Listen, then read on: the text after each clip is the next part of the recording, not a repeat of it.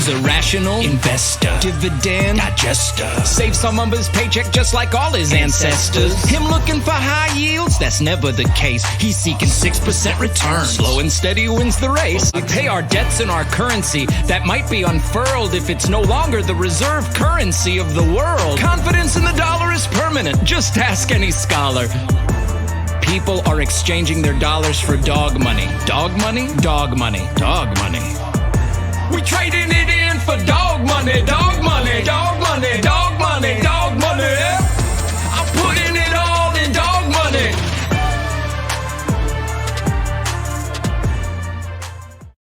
Yes, indeed. Good morning, everybody. Welcome to SirToshi's Bitcoin Chart Show. This is the Bitcoin forecast, the strength of the system, the health of the network, where we find out what's up with what is going down.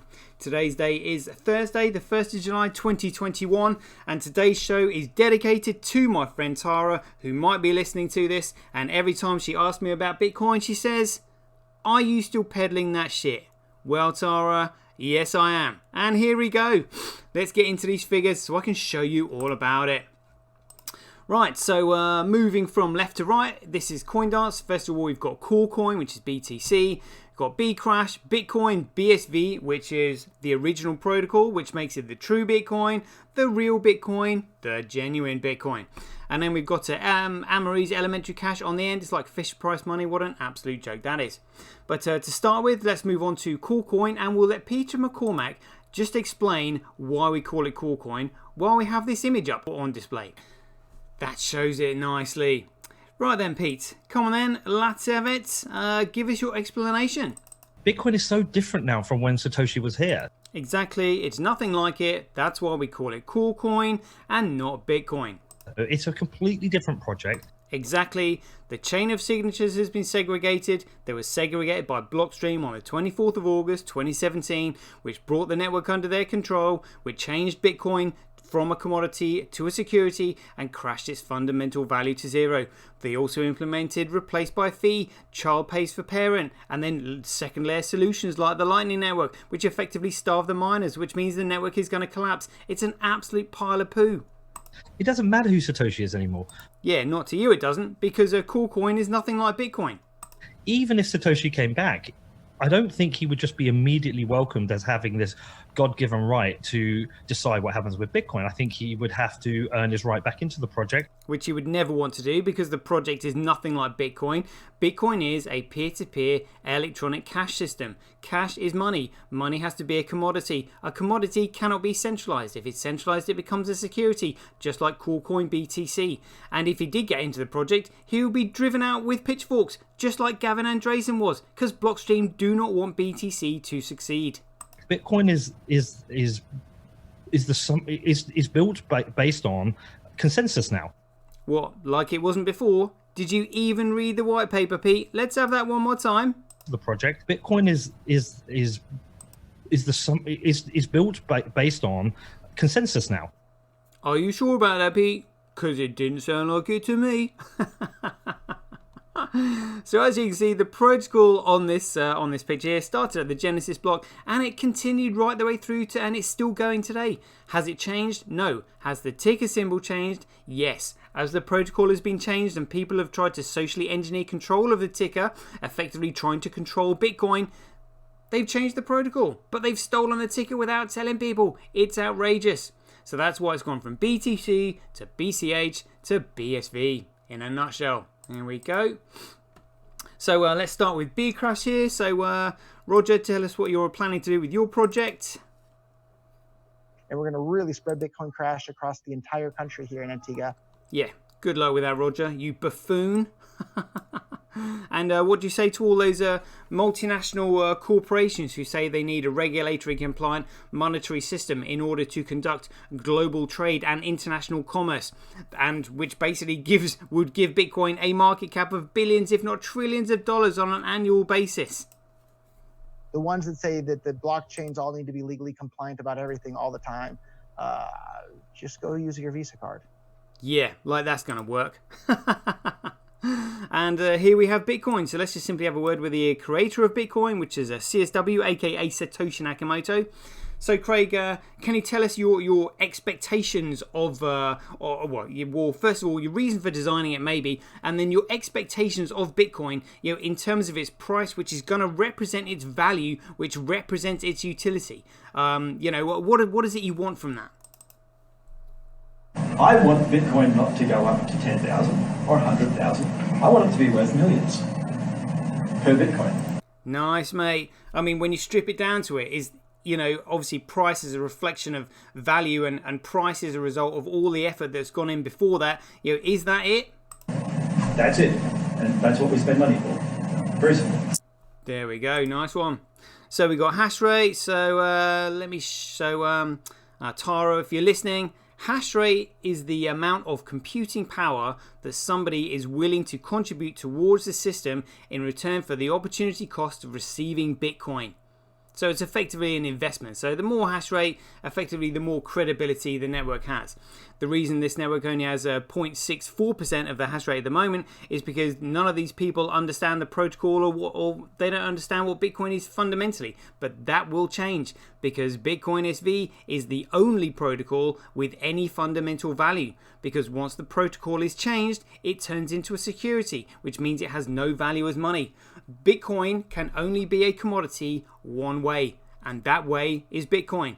And the 5 pillars of decentralization that Bitcoin has is 1, a chain of signatures, which holds all the users on the network and developers accountable, which means that no one could do anything on the network that nobody else would know about. The other one is a fixed supply, so no one can control it, a locked protocol, so that no one can control it, infinite scale, which effectively means divisibility, and then proof of work, which is competition between those individual elements who economically sustain the network. And Bitcoin, which is BSV, is the only protocol that has that. Yes, indeed. Network nodes. So nodes are what carry the hash power. So we've got 1.6% of the nodes, equating to 0.64% of the hash rate. Transactions. So you can see, look at this, we've got more transactions on the network than any of these other networks. So this gives you an indication of the utility that is on the way. But look at this, more importantly, it's block size. This is data flowing through the chain. This is extremely important, because it basically what defines what Bitcoin is. Bitcoin is the largest data management system on the planet. It offers huge economies of scale in terms of data security and data efficiencies. It is amazing. So now we're just going to have a quick chat with my favourite guest, Michael Saylor, on the show, because I love his enthusiasm. So, Michael, what do you say to all those people that are thinking about, changing Bitcoin and effing it up so that you can't use it? I like Bitcoin the way it is. Oh, well, so do we, Michael. But, we really like it. How do you compete with that? In fact, I love Bitcoin the way it is. All right, mate, calm down. We can't just leave it there. You're going to have to explain yourself. What is it about Bitcoin that you love? The way it's currently constructed, it is possible to put all $250 trillion of monetary energy. Whoa, $250 trillion of monetary energy. Where's that going to go? In big blocks of encrypted energy on the blockchain. Whoa, big blocks of encrypted energy on a blockchain. What sort of sizes are we talking about? Maybe the Bitcoin will be $1 million. You can probably calculate $10 million of Bitcoin or something. Whoa, $10 million per Bitcoin or something. Where's that going to fit and where's it going to go? Big blocks, $100 million chunks on the blockchain. Alrighty, let's have a look at these big blocks then. Whoa, look at these. Right, I'm only going to call out the double-digit megabyte blocks this morning. Look at this. Oh, to call it the megabyte blocks. Look at this. 22, 18, 64, 22, 42, 4, 11, 5, 1, 1, 1, 1, 1, 3, 2, 1. Amazing. So remember, shitcoiners would have you believe that the network shits itself at 22 megabytes. And Amory's coin, yeah, look, still struggling to get all of his blocks over a megabyte. Oh dear. And Bcrash, how many blocks do they actually have over a megabyte? 1, 2, 3, 4, 5, 6, 7. Is that it? 7 blocks over a megabyte. And Coolcoin, do they have all their puny blocks of 1 megabyte filled? Yes, they do. Oh dear. Never mind. Right, hash rate. So hash rate follows price, follows value, follows utility, follows creativity, initiative, and intelligence. If you are intelligent and you apply creativity and initiative, you can make something useful. When something is useful, it can then create value. When it creates value, it can then develop a price. When it develops a price, it can then be measured against the cost of other goods and services and used as a medium of exchange. Yes, indeed. Proof of work by network, again, so Coolcoin, Bcrash, Elementary Cash will just simply fall into their own footprints one day, as Ponzi schemes do, because that's what they are. Bcrash Bitcoin hash rate, who cares? Bcrash Bitcoin proof of work, who cares? Look at this, it is 36,000 times cheaper to transact on Bitcoin than Coolcoin, absolutely amazing, and it's cheaper than these other shitcoins as well. It is amazing. And it's currently, it's 1.1% more profitable to mine on Coolcoin, not much in it, but shows you the competition is coming over. 5% more profitable to mine on Bcrash, but who cares? So daily average Bitcoin block size by network. So let's just have a look at this on the proportional chart. Look at that. Bitcoin still absolutely smashing it. Absolutely smashing it. Love it.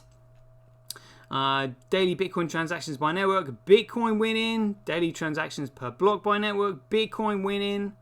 Daily average Bitcoin fees by network again. So Bcrash have got a problem with their transaction fees because the increase in the fees here does not correlate to transaction volume. Oh dear. Same with fees SirToshi's, they've got a problem. Same with the block reward ratio. So this is the ratio of the block fee, not the transaction fee, the block fee with the block reward. So you can see the percentages here on the end. I'll cover this in a minute.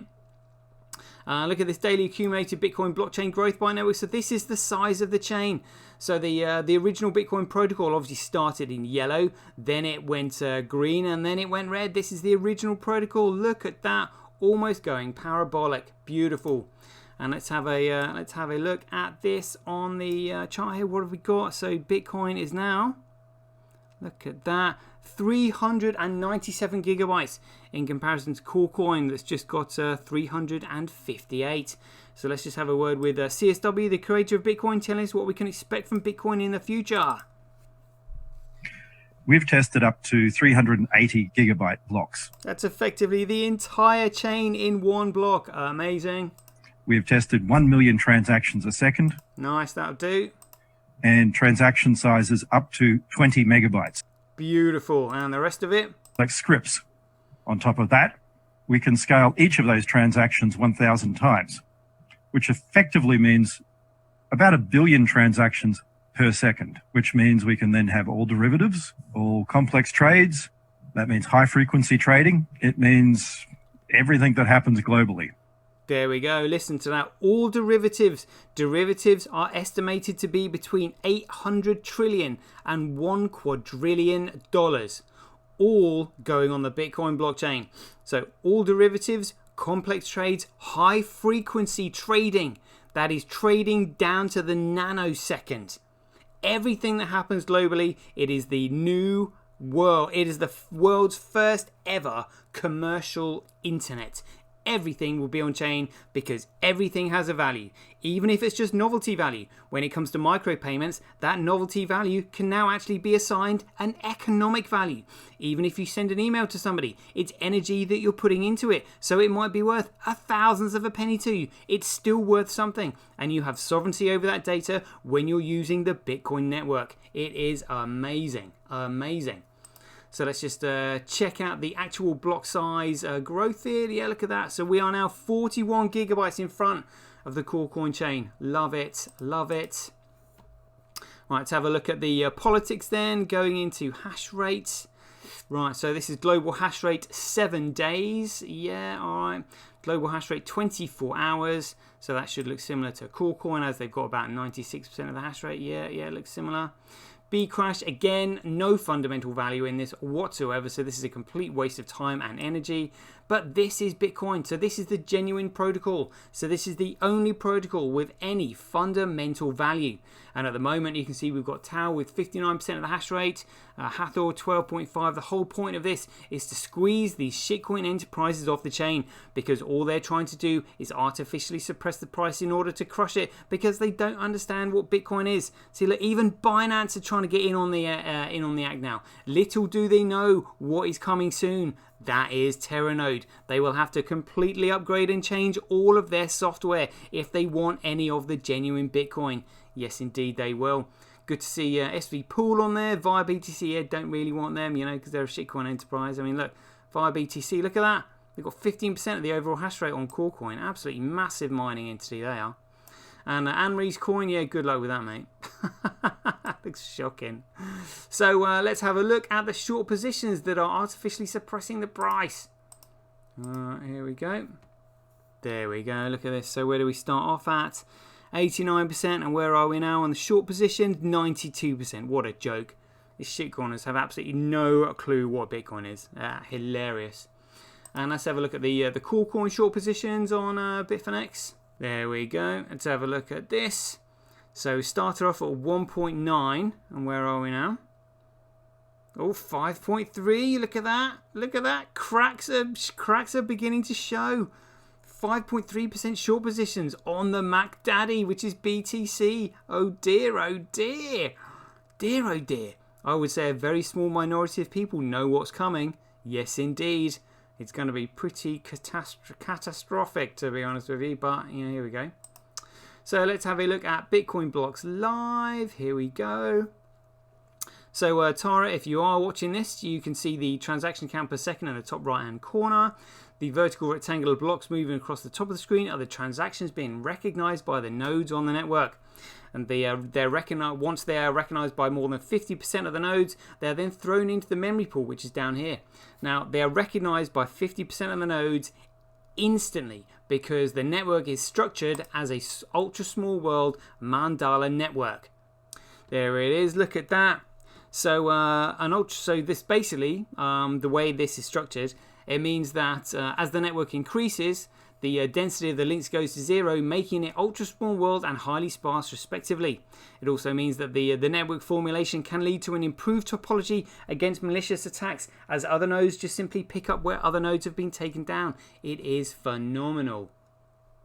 So let's have a continue with Bitcoin blocks live. So as soon as the transactions are recognized by more than 50% of the nodes on the network, which is the Mandela network we just looked at, they're then thrown into the memory pool, which is where they are competed for by the miners and payment processors in order to create a block, put the transaction within a block, and then place the block on the blockchain down here, which is when they're rewarded with the Coinbase data, otherwise known as the block reward, otherwise known as freshly minted Bitcoin. So as you can see in this block here, we use this for an example, we've got 87 megabytes, and in the highlighted rectangular box below that, we've got the hash of the block height, who it was mined by, size, the time, the date, the transaction count, and the total fees in the block. So you can see in that block there is $87.99 worth of fees. Now it's those fees which will eventually surpass the block reward, as the block reward continues to get cut in half every 210,000 blocks. And as the network gets more and more efficient and more people start to use it, the transaction fees will increase, and as they increase they will eventually surpass the block reward. And there we have a self-sustaining economic system that came into life through Bitcoin. Bitcoin is the life force of the system. It is absolutely phenomenal. So now we're going to let Laura Shin explain just that. Take the floor, Laura Shin. So, as you mentioned, at a certain point when the block reward stops, there will be a transition where miners will be compensated in transaction fees, not in the block reward. And the current amount that they earn is from fees is about 9% of the block reward. And so we'd have to see transaction fees 11x by roughly 2140, which is when the new Bitcoins will stop being minted. But I just wondered, if we don't see an increase in the amount of transactions that can happen at layer one, because the number of layer one transactions is limited. And right now I feel like a lot of the scaling is focusing on layer two. Can transaction fees 11x in that time, or will that require people to pay a lot more per transaction? Over the next couple halving cycles, we should see it start to predominantly be the value that is compensated to the miners in the block reward. If Bitcoin is the world reserve currency that doesn't have a strong security model, like there's not a lot of monetary compensation in the block reward due to transaction fees, well, then its long-term security will be weak. If it is the world reserve currency, there'll be very, very many layer one transaction fees. Okay, yeah. So it sounds like you think it is possible that the amount in transaction fees will maybe not be enough on layer one to replace the block reward when the time comes. Absolutely, there won't be enough to replace the block reward when the time comes because it's been purposely restricted to 1 megabyte block size, which can only do 4.6 transactions a second, maybe 7 transactions per second if all the stars in the universe align. Do you honestly think that 7 transactions a second is going to economically sustain and service all of this lot? This is the backbone of the world's new financial, whatever you want to call it, financial system. The world's first commercial internet. It is staggering. It blows my mind every time I see all these mining farms. Bitcoin was never meant to do 7 transactions a second. As CSW said, it was meant to do billions of transactions per second. It is phenomenal. So let's have a look at BitInfo charts here. Here we go. So this is the entire shit show we're looking at here. So we've got Bitcoin. Oh, Bitcoin with 13.2% of the overall transactions on the entire network. Loving that. That's all right. It's going up. I've seen that 10, 11, 12. Now we're at 13. Loving that. Great stuff. Right, and you can see that Ethereum and XRP are the 2 biggest ones on there. But let's have a listen to the creators of these 2 systems telling us that they're a load of crap. So this first one is David Schwartz of Ripple Labs, who created XRP, basically telling us that XRP is a centralized system, has got no fundamental whatsoever as money. The XRP is a digital asset. It's censorship resistant. It's publicly traded. It trades on the XRP ledger. Ripple does not own or control the XRP ledger in any way. Bullshit, bullshit, bullshit. So how did Ripple then get all the XRP that it has? It has about half the supply. So just how did that particular transaction happen? Good question. How did Ripple end up with half the supply if they don't control it? So the way its design works is when the ledger first began operation, the 100 billion XRP, all that will ever exist, were sort of up for grabs. Remind me to look up the economic theory of being sort of up for grabs when we finish. And lots of people grabbed XRP out of that system, but it just so happens that obviously, just like early miners mined, huge amounts of Bitcoin before the public knew about it or was using it, early XRP users grabbed large amounts of that pool of XRP. And so the people who developed the ledger wound up with, the vast majority of it. Brilliant. Let's have that one more time, David. The people who developed the ledger wound up with, the vast majority of it. And our Ethereum founders telling us they knew it couldn't scale. It scales somewhat. It hardly scales at all. Plans or initial thinking. We knew it wasn't going to be scalable for sure. Yeah, you can say that again. More like Let's have a look at transactions over 24 hours. Look at this on the log curve over 3 years. Can you spot Bitcoin? Boom. Yes, you can. Bitcoin in the purple. When it got its original protocol back and it managed to escape from the clutches of these nefarious entities who want to prevent it from being used and make it illegal so that you can't use it anyway. What a joke that is. This is why Bitcoin is now BSV. Amazing. Scaling test network. Let's just check out the figures on here. Yeah, always worth looking at. They haven't changed. And now we'll have Steve Shadders explaining Terranode. We have run this across all 10 nodes, and I have actually seen volumes in excess of 100,000 per second. I wasn't quite brave enough to try that one today, live on stage. But there we have a real-life example of a Terranode that is able to scale. If I had more time, I would show you one that's actually running at a steady-state capacity and show that it actually can continue for a long period of time without any problems. Sounds good, Steve. Sounds good. Listen to the disclaimer. For reference, we don't think that the Bitcoin SV software would be able to handle a validation rate like that at this point in time. And the time frame? By the end of this month, we're hoping to actually have alpha versions of Terranode listening on the mainnet. They won't be trying to produce blocks. They'll just be listening and processing peer-to-peer messages. We'll also build, we have built scale testnets, global scale testnets for the Terranode specifically. We can't do this on the scaling testnet because we'll crush it. Amazing. Because we have proven that Terranode can scale, we've proven what Satoshi always said about Bitcoin. Bitcoin can and does scale. Thank you very much. Thank you, Steve Morlike. Absolutely beautiful. So we are now the 1st of July. So that means the Terranode might be listening on the mainnet. Loving that. Gonna have to do some investigations. There we go. And trends.cash, let's have a look at this, see what these applications are doing. So these are the top 10 applications, apps ranking by money spent. TDXP at macking it this morning, 57%. And is run, yeah, ReallyX is on there. Looks like 7th and 6th. Very good. But apps ranking by performed actions, Run SV 29.3, Crypto Fights 27.4. No longer a weather app, Pete. Router SV, and then these ones that we're yet to know about. Look, TDXP app in 7th, Twitch in 8th, ReallyX, ReallyX in 10th, Twitch in 9th, TDXP app in 8th. Alrighty, very good, very good. Crypto Quartz, let's be having ya. So this shows you BTC all exchanges reserves. This shows you the reserves have been cashing out.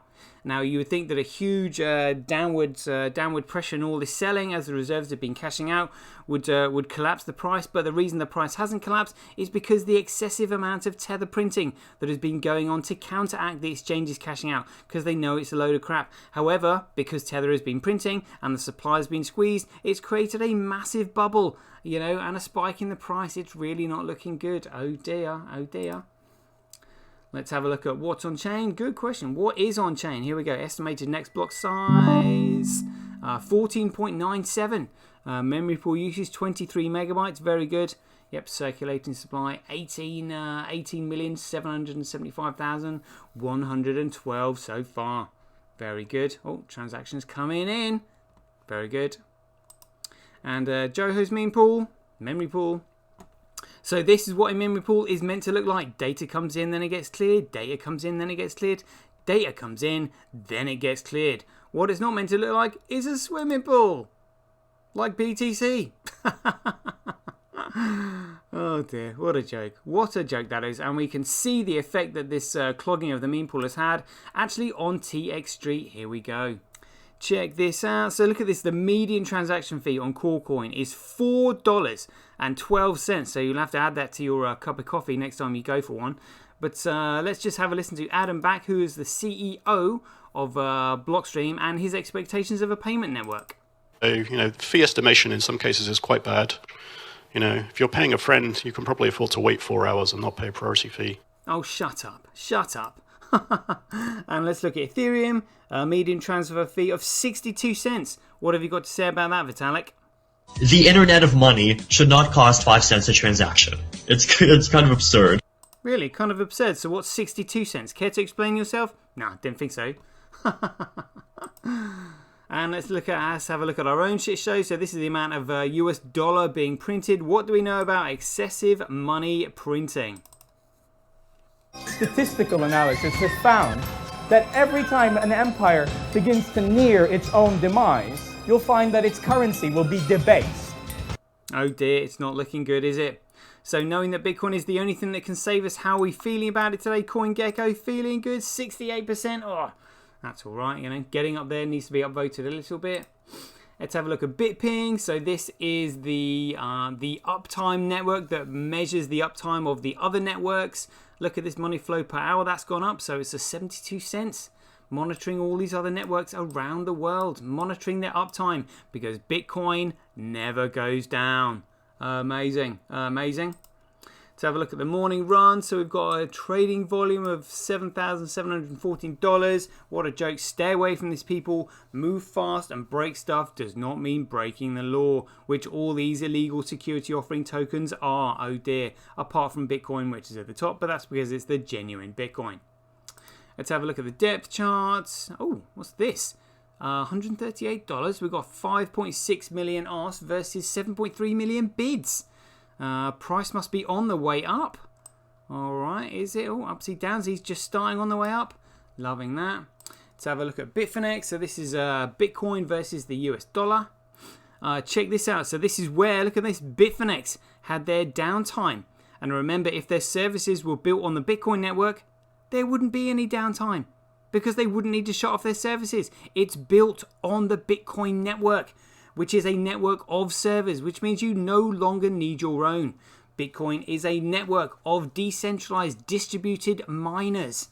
That's why you can just simply build your entire back end on the network itself. It's amazing. So yeah, I mean, look at that price of genuine Bitcoin going down because these shitcoin trainers have no idea what I've just said and the true value of it. Amazing. Let's have a look at Coolcoin versus USD. Oh, that's going down as well. Good value for money. Well, that's an absolute load of crap. So we've got Bitcoin versus Coolcoin. Oh, it went down and it's starting to hold its own, holding its own. That's all right. Let's have a look at the actual coin crap itself. So we've got Coolcoin down 4% over the last 24 hours. Where's Bitcoin?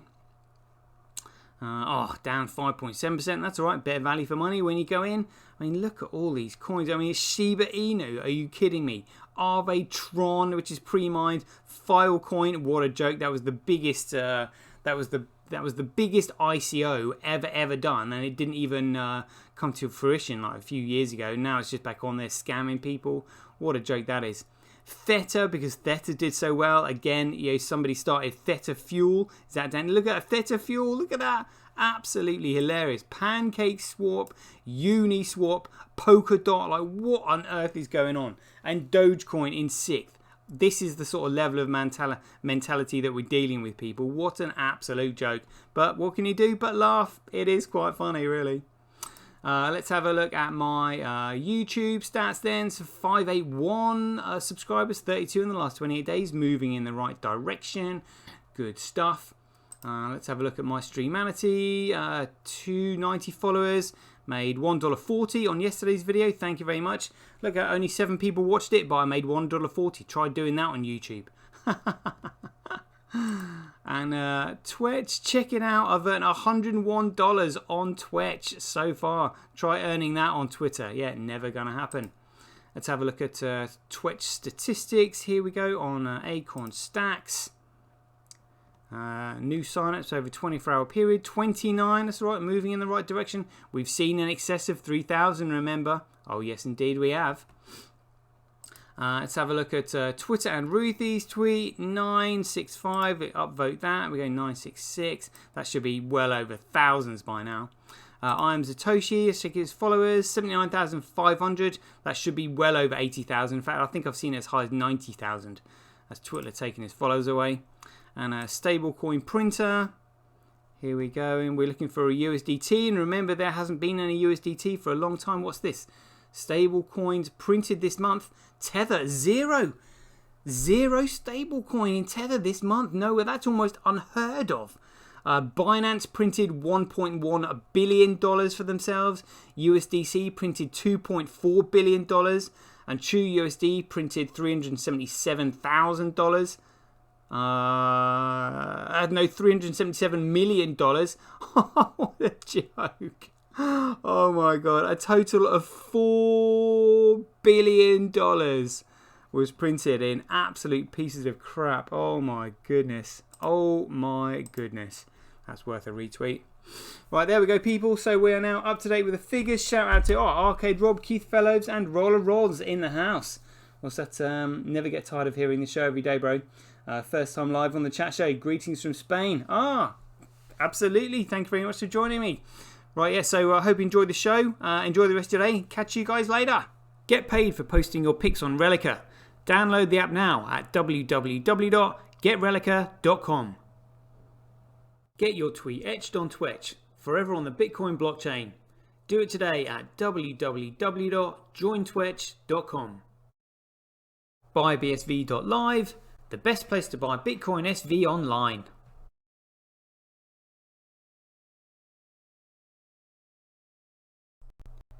Support independent content creators on micropayment platforms such as Streamanity, Twitch and Relica.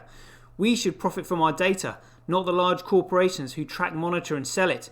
If you enjoy the Bitcoin content that I produce, please support me by heading over to www.sirtoshi.tv, where you can keep up to date with all the latest news, gossip and content as it's created. Thanks very much.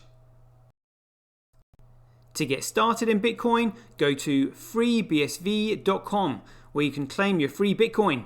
Then head over to Twitter and follow @IamSatoshi, where you can take part in his very generous and world famous free giveaways. The future of advertising meets the power of Bitcoin at Tonic Pow. Get paid for posting advertising campaigns to your social media profiles.